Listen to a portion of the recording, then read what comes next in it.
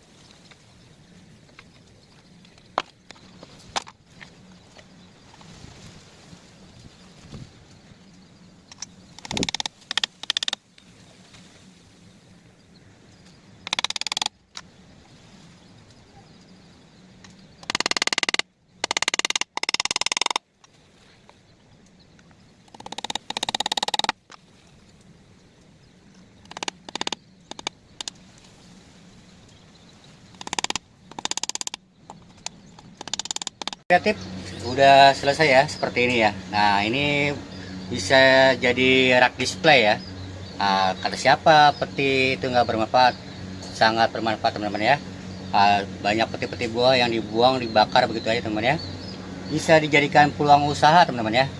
Seperti dijadikan seperti ini atau dikreasikan bentuk-bentuk lain ya. Caranya banyak sekali teman-teman ya, model bentuk-bentuknya.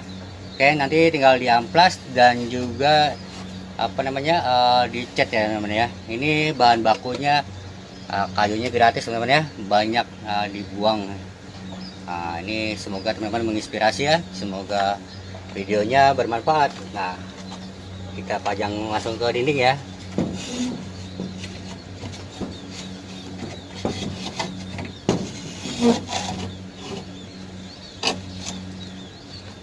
Nah, kalau jadi dinding gini teman-teman ya, nah, nanti tinggal ditaruh susun buat tempat pulpen atau tempat apa namanya bunga sebaguna teman-teman ya.